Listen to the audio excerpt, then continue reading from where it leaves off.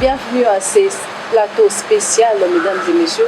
Il est partout où vous nous suivez, bonjour ou bonsoir, selon l'heure à laquelle vous nous captez. Aujourd'hui, nous allons recevoir Madame Mukubu Malika. Je ne veux pas vous présenter parce que je ne saurais pas mieux le faire par rapport à elle-même. Elle est là avec nous dans ces plateaux. Malgré ses multiples occupations, elle a accepté de nous recevoir pour répondre à vos questions, à vos préoccupations, pour faire une analyse ensemble avec nous de la situation actuelle du pays. Madame Malika, bonjour. Bonjour Madame. Madame Malika, nous voulons savoir qui est Madame Malika. Qui est Madame Malika? Et qu'est-ce qui a poussé Madame Malika à devenir une femme dynamique, une femme qui s'oppose actuellement à l'UDPS parce que vous êtes parmi les cadres de l'UDPS. Madame Mukubu Malika est une femme très dynamique, comme vous le dites, mère de 4 beaux enfants qui sont un don du ciel, comme j'aime le dire souvent. Je suis une femme dynamique, mais cela n'est pas quelque chose à démontrer encore aujourd'hui, je dirais, parce que le dynamisme et l'énergie depuis ma tendre enfance ont été des choses en fait qu'il a fallu canaliser pour qu'aujourd'hui que je puisse me concentrer sur que je ne continue plus à m'éparpiller. J'avoue qu'auparavant j'étais très éparpillée, je touchais un peu à tout, mais à force des choses, Dieu montre la voie et on sait quel chemin prendre. Je suis secrétaire nationale chargée des questions électorales et représentation de la femme au sein de la Ligue des femmes du parti au pouvoir qui est l'Union pour la démocratie et le progrès social, notamment appelée l'UDPS.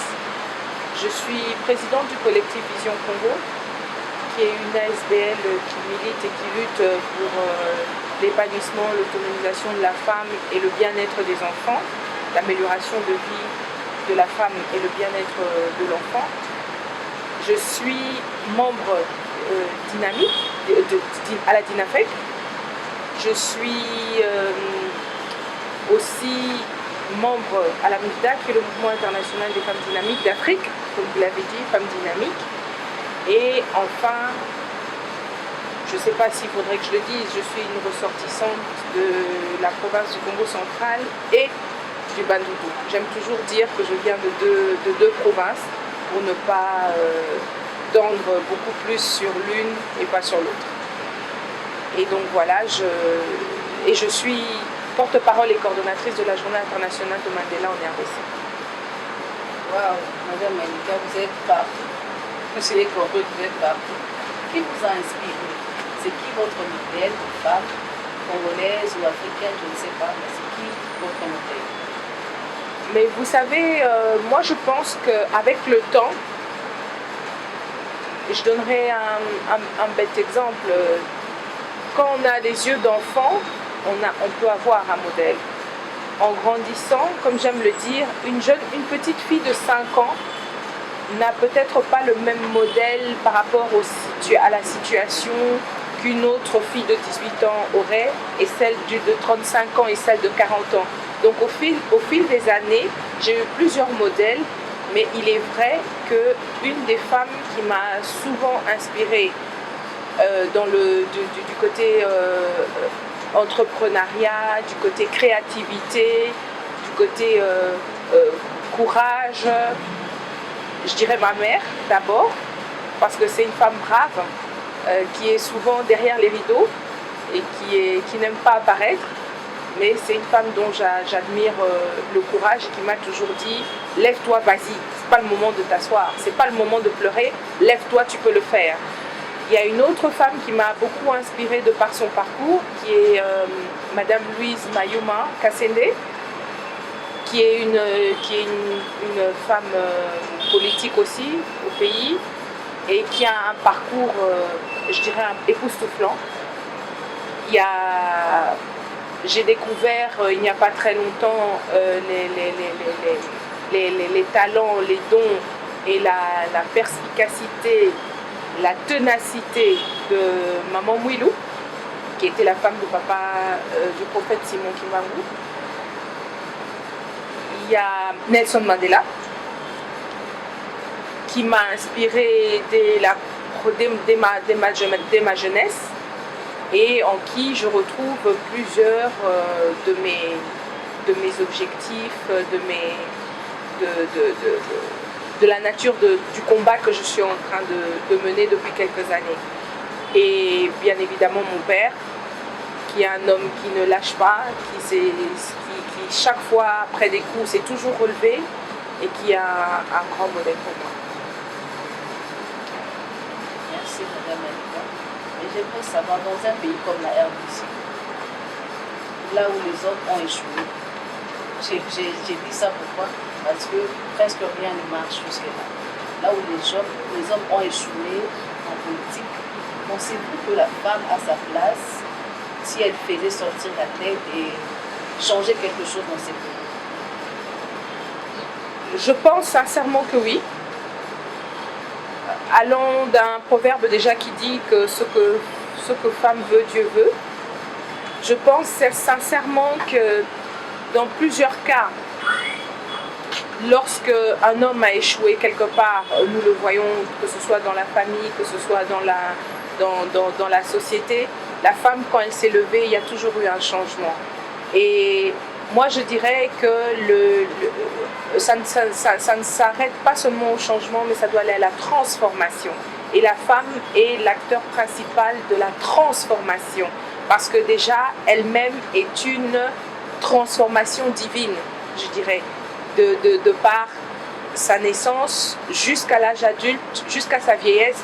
On voit la transformation dans le caractère d'une femme, on voit la transformation dans ce qu'elle peut faire à partir de rien, qu'elle peut produire et qu'elle transforme pour être soit comestible, pour être soit utilisée par les autres.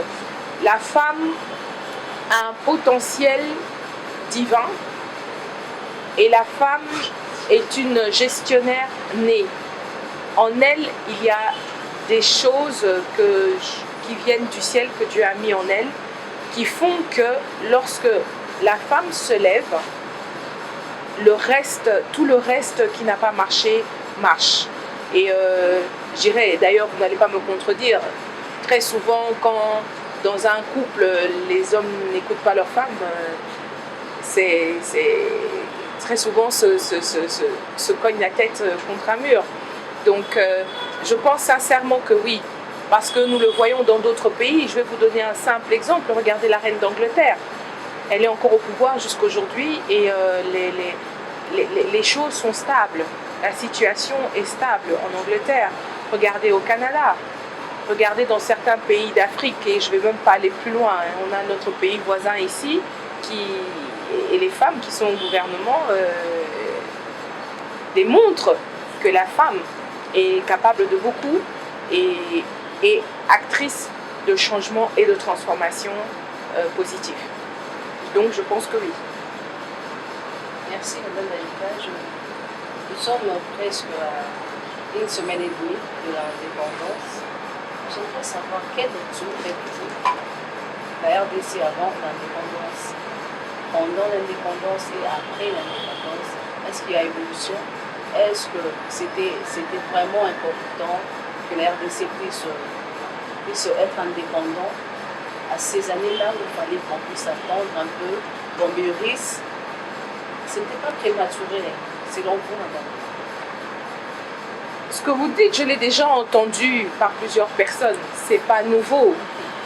Plusieurs personnes l'ont dit que c'était trop tôt, nous n'étions pas prêts pour la colonisation, qu'ils sont arrivés trop tôt, que nous avions encore beaucoup à faire et beaucoup à accomplir par nous-mêmes avant l'arrivée des colons qu'on appelle communément les NOCO.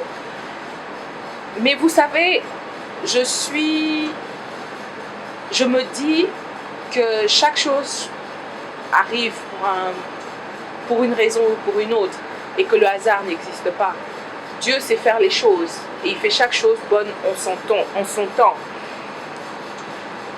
d'un autre côté du point de vue ou d'un regard humain, je me dis que peut-être que c'était un peu trop tôt parce que nous avions encore beaucoup à découvrir et à apprendre des vieillards, de nos ancêtres, de notre culture, de ce que la nature nous enseignait à l'époque, de nos ressources humaines, de nos ressources territoriales, de nos ressources que nous exploitions, mais bien.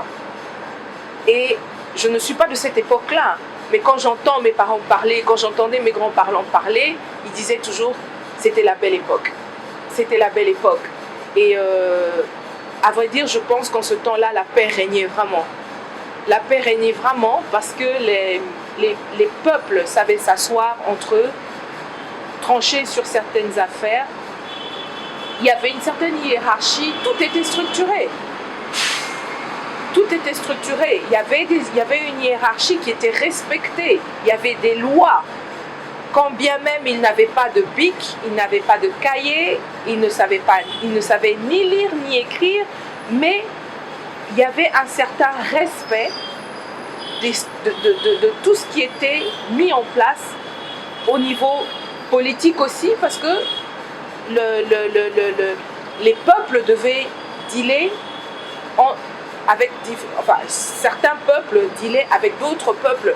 C'est vrai qu'à l'intérieur du pays, mais les territoires étaient différents, les langues étaient différentes. Et il y avait dans le secteur économique aussi, parce qu'il y avait une certaine économie qui était déjà en marche, il y avait le troc. Et ils savaient comment faire les échanges de biens ou de matériel ou de ressources ou de produits entre différents peuples. Et pas seulement peuple du royaume Congo, mais aussi des pays avoisinants, des pays voisins. Et du côté social, le social était très très bien structuré. Il y avait des femmes sages, il y avait donc le comité des sages qui était là pour trancher des affaires de couple, de vol et tout le reste. Je pense que quelque part, il y a quelque chose qui est venu bouger en fait notre culture, mais nous avons aussi beaucoup appris de l'arrivée depuis l'indépendance. Nous avons beaucoup appris. Il y a l'évolution aujourd'hui, il y a la globalisation, il y a la modernisation, c'est vrai, mais je pense sincèrement qu'en toute chose, il y a le bon côté et il y a le mauvais côté, en tout. Et ceux qui pourraient mieux répondre à cette question, s'ils étaient encore vivants, sont ceux-là de l'époque qui auraient pu vous dire non, ce n'était pas bien, ou c'était trop tôt pour nous pas de s'autoproclamer, mais d'avoir été imposés à une indépendance. Imposés à une indépendance, comme vous l'avez dit, c'est depuis hier que l'une des reliques de Lumumba est arrivée au pays. Et pensez-vous que ça va changer la coopération belge et la RDC? Est-ce qu'il y aura évolution? Parce que ça fait longtemps que la RDC est fâchée contre les Belges. Tout le monde dit que donc il y a quelque chose là qui ne marchait pas entre la RDC et la Belgique. Pensez-vous qu'en remettant cette dent-là, ça va changer ou ça va bouger quelque chose? Oui.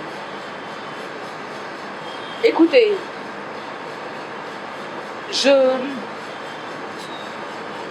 je pense plutôt, d'une manière ou d'une autre, oui. Tout dépendra de la bonne volonté des Belges. Parce que nous, le Congolais a toujours été ouvert aux négociations. Le Congolais est un peuple chaleureux, est un peuple qui sait recevoir, qui sait accepter de prime abord et qui peut donner 100% de confiance. Mais c'est seulement lorsque on le déçoit qu'à ce moment-là, il est sur la défensive. Le fait que les excuses aient été présentées d'abord par le roi, avant même sa venue, parce il y a eu des pourparlers, il y a eu des négociations avant tout ça. Je pense que le fait qu'il se soit exprimé sur le sol congolais est un souhait profond de sa part de vouloir mieux faire les choses et de faire avancer les choses. Et en termes de diplomatie, en termes économiques, en termes de, je dirais pas de facilitation, mais en termes de collaboration, je pense que oui. Il est aujourd'hui très important, comme je disais, il y a la modernisation, il y a la globalisation. Il est très important aujourd'hui que le Congolais ait accès à un certain nombre de choses parce qu'on va se le dire, on ne va pas se voiler la face, nous avons besoin de beaucoup de réformes. Et le pays colonisateur de cette époque-là, comme on l'a dit, comme on l'a énoncé un peu plus tôt, est la Belgique. Donc, quoi de plus naturel et de plus normal d'ouvrir les bras et d'ouvrir nos cœurs pour accepter de tenter encore une nouvelle collaboration, parce que le chef de l'État, dans toutes ses démarches, je pense, essaye de faire en sorte que la collaboration entre la République démocratique du Congo et les autres pays s'améliore, afin que nous puissions recevoir la plupart des choses qui pourraient se révéler positives, à un avancement, à un changement, à un développement pour notre pays, pour le peuple congolais. Donc je pense que oui, parce que de toute façon, en faisant la guerre ou en tournant le dos à la Belgique ou à d'autres pays qui ne nous attaquent pas ou qui ne nous apportent pas préjudice, serait encore une perte de temps.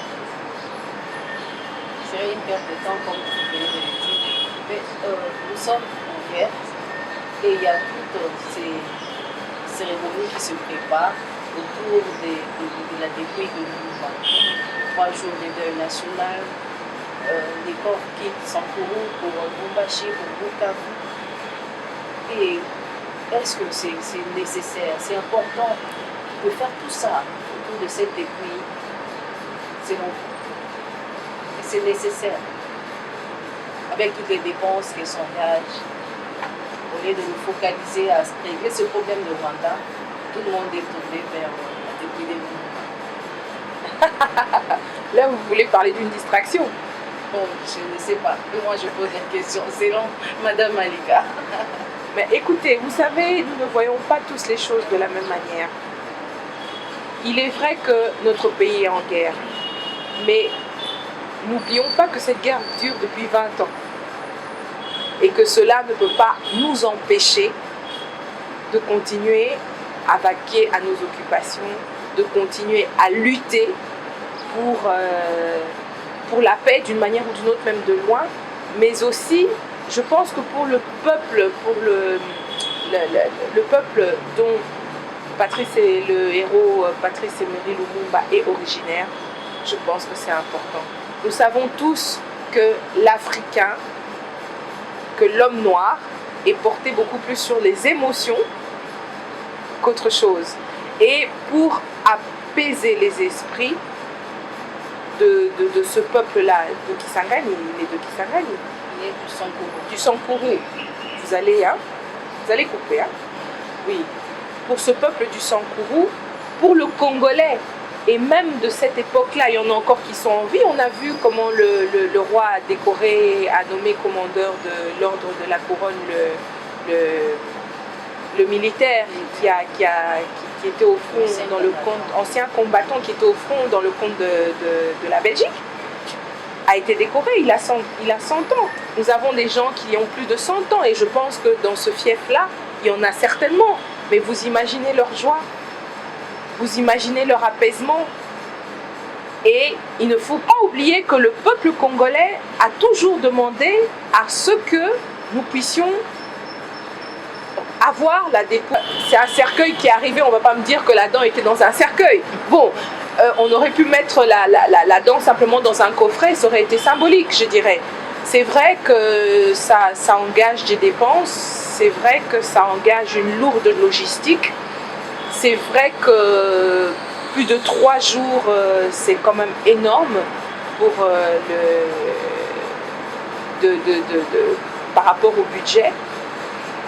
Mais encore une fois, je pense que cela a dû être bien préparé, que les maths, que les calculs ont été préparés que tout a été préparé au préalable. Mais je dirais que c'est quand même une bonne chose parce que, enfin, il y a certaines questions que nous nous posions qui ont reçu des réponses et que la famille, la dépouille, les descendants du disparu auront le cœur apaisé qu'il y ait un symbole ou quelque chose de Lumumba leur revienne en main et surtout dans sa ville natale, je dirais, et sur le territoire congolais.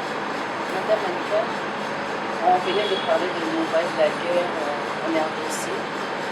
Les États membres de l'EAC ont pris une décision de se réunir et d'aider la RDC pour trouver la paix à l'Est.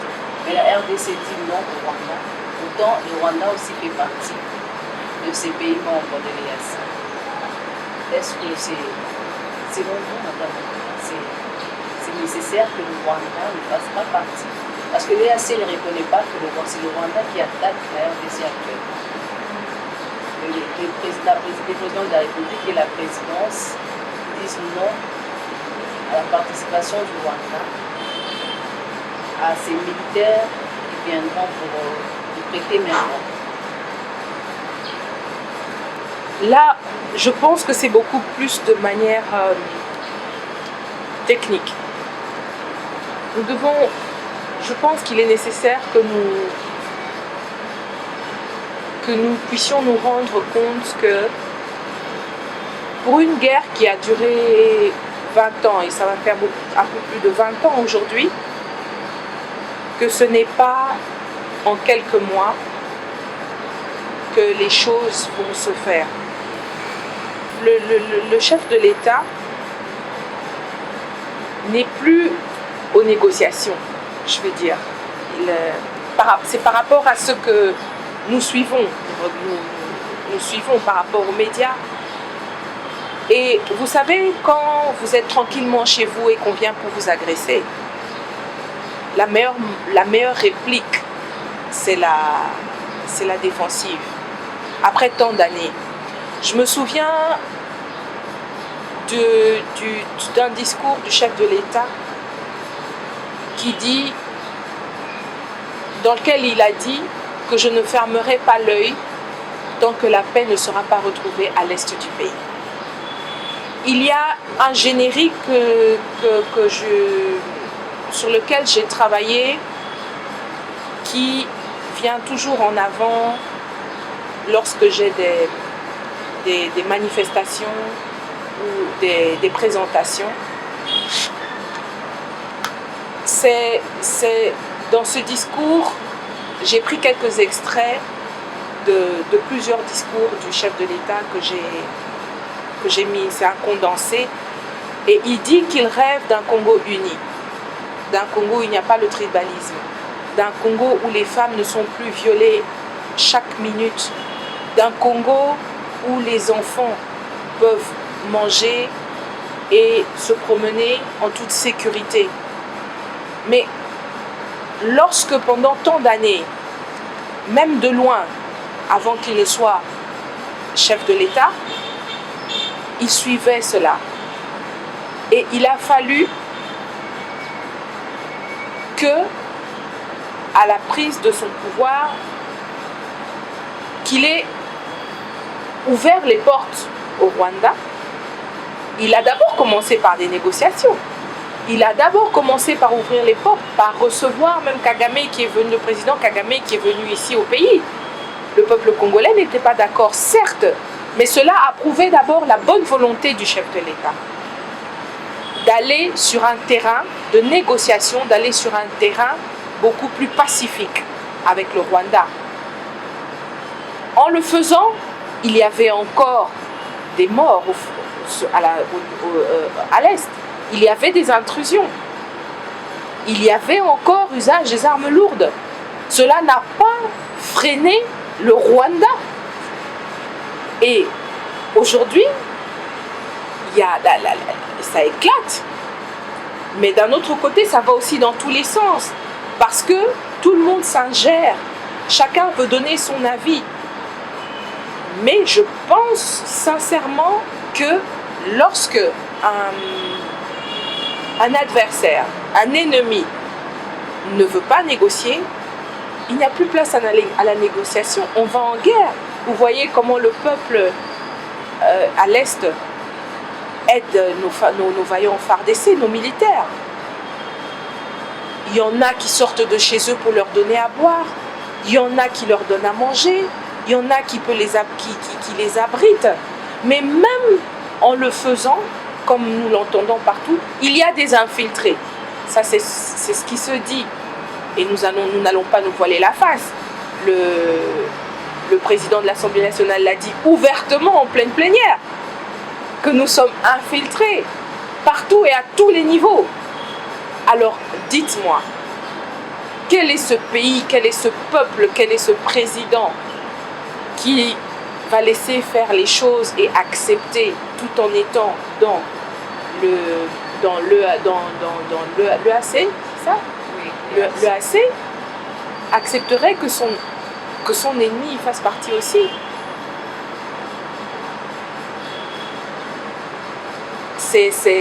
C'est comme manger dans la même assiette avec quelqu'un qui est en train de vous tuer. Et là,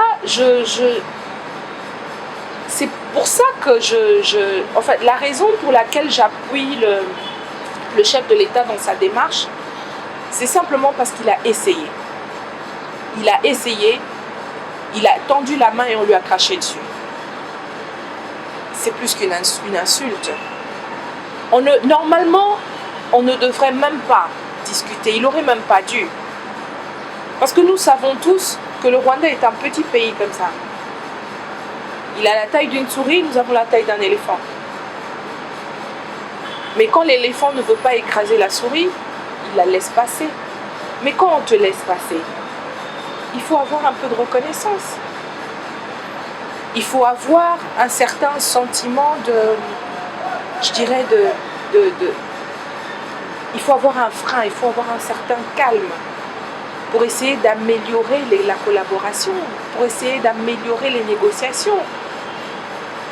Parce que je ne pense pas, sincèrement, que ce que le Rwanda produit aujourd'hui, que ce que le Rwanda déclare avoir comme ressources, leur appartiennent. Ça, c'est complètement faux. Nous n'allons pas nous voiler la face. C'est comme le nez sur un visage, on ne peut pas. Alors, du coup, je crains fort que le temps à la négociation soit toujours d'actualité. Nous avons des enfants qui étaient très petits, qui, après 20 ans, ne sont jamais à l'école, à cause de cette guerre qui perdure. Nous avons des peuples qui se déplacent, des familles qui se déplacent, des vieillards qui se déplacent avec leurs affaires de village en village. Nous avons des villages qui sont décimés, qui sont brûlés en saison des pluies, en saison sèche. Maintenant, nous savons tous qu'à l'Est, il fait très très froid.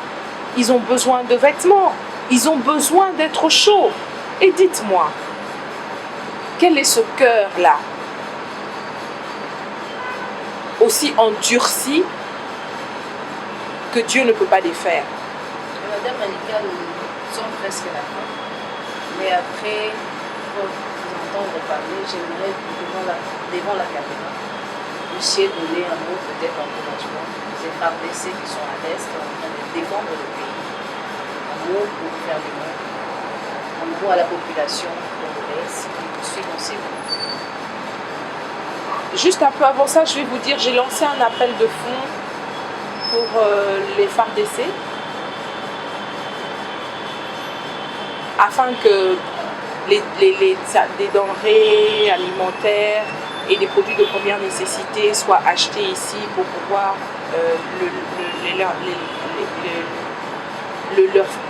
leur faire parvenir toutes ces choses. Et je me dis qu'il est grand temps que le Congolais se tienne par la main.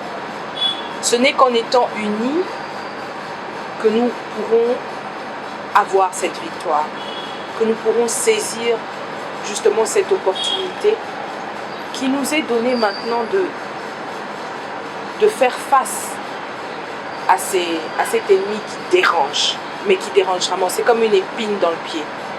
Aussi petite qu'elle est, quand elle est dans le pied, on ne sait pas marcher. Alors, mon mot d'encouragement viendra d'une citation de Nelson Mandela qui dit « J'ai appris que le courage n'est pas l'absence de peur, mais la capacité à la vaincre. » Il est vrai qu'au front, ils peuvent avoir peur. Il est vrai que notre peuple à l'Est a peur. Mais il faudrait la surmonter. Déjà, le fait de la surmonter est une partie de la victoire. Le fait de pouvoir défendre notre terre est déjà une partie qui est le chemin qui nous mène vers la victoire. Soyons unis, disons non au tribalisme, venons en aide les uns aux autres. Ils ont des enfants ici, ils ont de la famille ici qu'ils ont abandonné. On ne sait pas, il y en a d'autres qui ne reviendront peut-être pas. Et le meilleur soutien que nous avons à apporter à nos FARDC, c'est de les mettre en prière, c'est de nous unir, non seulement en prière, mais aussi avec nos poches, afin de leur parvenir le soutien dont ils ont besoin. Je suis FARDC, je suis congolaise et je défends mon pays. Je suis FARDC, je suis congolaise et je défends mon pays. C'était là son dernier mot. Mesdames et messieurs, merci de nous avoir suivis. Nous sommes à la fin de cette émission. Au revoir et restez branchés sur nos antennes.